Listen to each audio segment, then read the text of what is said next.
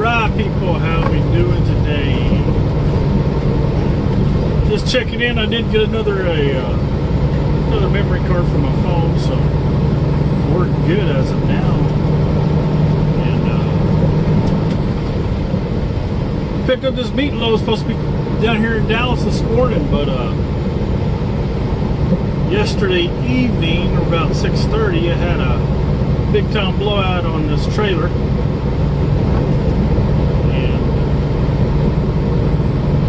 The whole tray came off. Popped a couple rivets out of the side skirt. Put a hole in one of the airbags on the trailer. So we got to sit in the middle of nowhere. I did find a cotton gin to pull into. About a third of the way down here to Dallas, and found a cotton gin to pull into. We sat there all night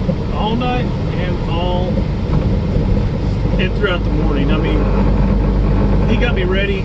Well, the deal is that we go through fleet service, on the road breakdowns most of the time.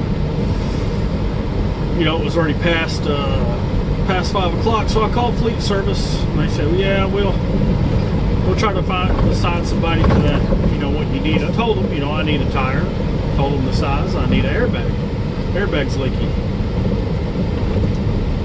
So a couple hours go by. I finally get a text that they assigned a recovery service to do the job, and they said, well, they'll be here in an hour. Be there in an hour and a half. An hour and a half goes by. 2.5 hours go by. Then I get another text. So it's been assigned to Love's, which is not the recovery service that they told me first. And then I'm like, oh great, there's another 2-3 hours. Anyways, I'm waiting another 2 hours. And then they sent me another text. They assigned it to the first recovery service again. So I call them. I called fleet service. They put me on hold. I got tired of waiting, so I just hang up,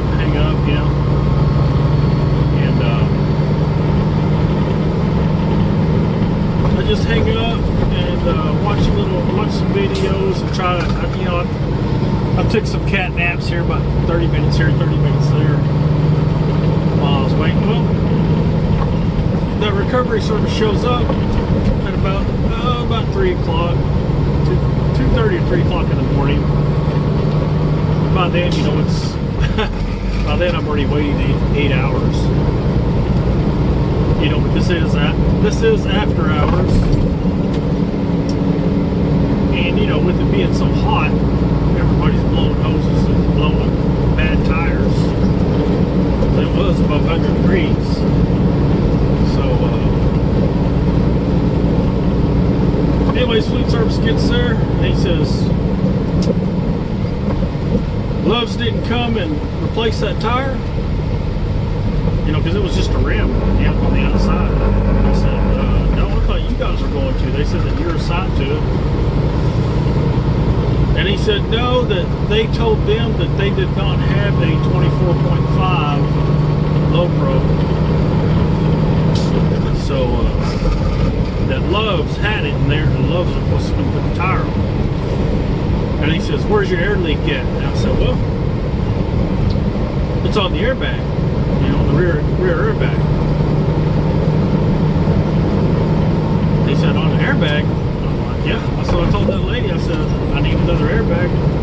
He said, well, she told us you just had an air leak in the back. And I'm like, oh great, So anyways, he messed with the side skirts a little bit, but he didn't have the tools to pop the rivets out and put other rivets in there. Actually, he needed some big clamps to clamp that piece of aluminum back to the frame, or back to the side skirt. He didn't have that, so he said, well, I'm not going to be able to get that airbag till the morning, so let's come back out. So yeah, just come back out when you get the airbag.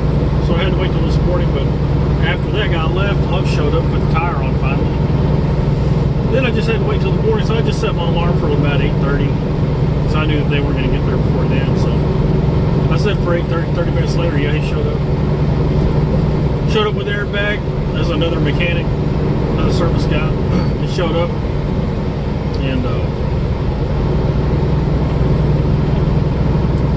and put the airbag on, and here we go. But you know, that was 9:30 this morning. This load was due at 8 o'clock this morning. So yeah, I hope that we can get unloaded. That's what I'm trying to get at. Because we will get over there to the receiver. We're not too far away now, but we'll get over there to the receiver about 3:30. And I'm not sure. This receiver is kind of funny. If they're in a hurry to leave, they want to leave. And I think that sometimes when that happens, they might tell you to reschedule. I don't know. They're kind of funny. But hopefully they need the product. Our customer needs the product to where they can get me unloaded, because I don't want to have to reschedule this load, because I'll miss out on that lime load I'm getting, and also a pallet load that I'm going to get after that. So, and plus, you know, with it being Friday, man, if they tell me to reschedule, it may be tomorrow. I'll still miss out on the lime load and the pallet load, but it may not be tomorrow. If they don't unload on Saturdays, I may have to wait till Monday, and I'll be screwed for the weekend. So, I don't know. We'll find out here in about 10 minutes or so. I'll give you an update. We made it to the receiver, and I guess they were in a hurry to get out of here today, because I got here at 3:40. It's probably about 3:50 by the time I'm back in. They called me at 5 after 4. So 15-minute unload. It's like 4:08 right now. I came back here because we have to unhook. You have to back into the door, unhook, go out to the street with your bobtail. And they called me. They called me like 10 minutes after I went out there and said, "You're ready." Of course, they started unloading me before I even got unhooked, you know. Yes, they are in. It is Friday. That's the way they are over here. So I was able to get here in time for them to unload it, you know, and do a count. So I'm sure they're doing a count. And it was just a combo load, you know. It's not going to take them that long.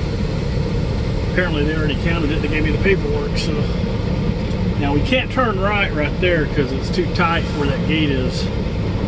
So this is one of those places. I've done a couple of videos on a couple of these places.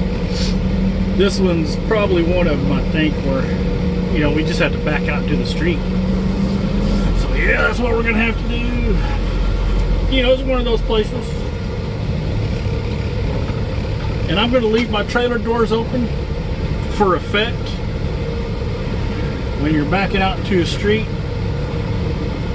I'm gonna wait till I back out into the street, turn onto the street, pull by the curb, and I'll start sending my paperwork. And I'll leave my trailer doors open doing it, because when people see your trailer doors open, they tend to slow down, you know.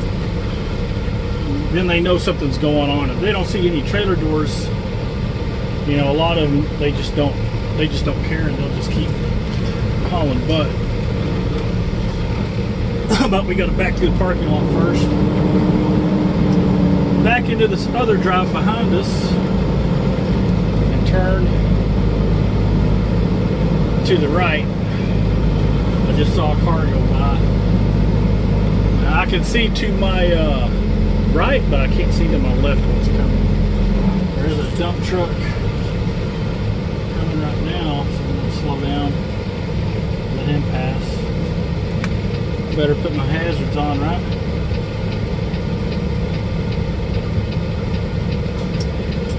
Yeah, he knew what I was doing. He slowed down.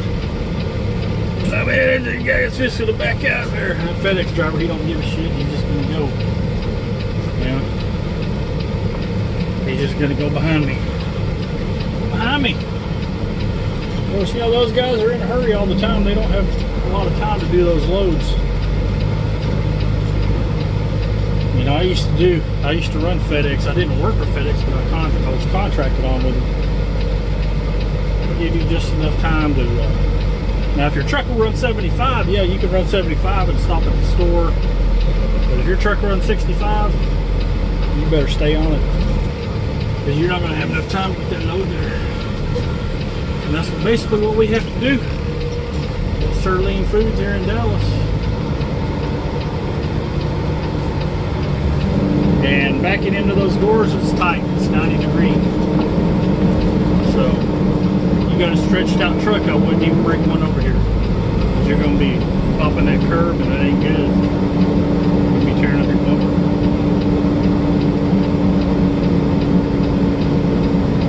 I barely make it with mine. Mine's like a 265, I think.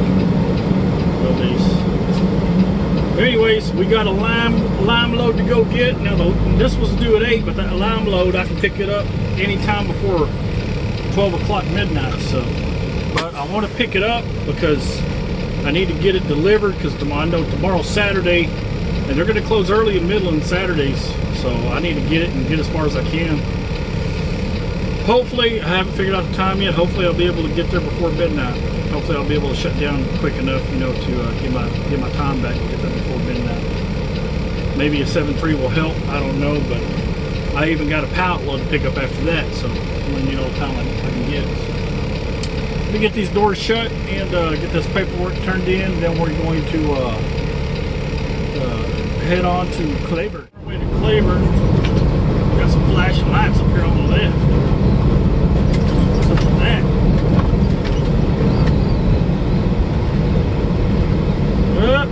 Like a fender bender. Ooh. One car ended up in the ditch. One's hood's broke, shoved in. They got their rear ended somebody or hit something. I don't know. Thoughts and prayers for the people. Hopefully everybody's okay.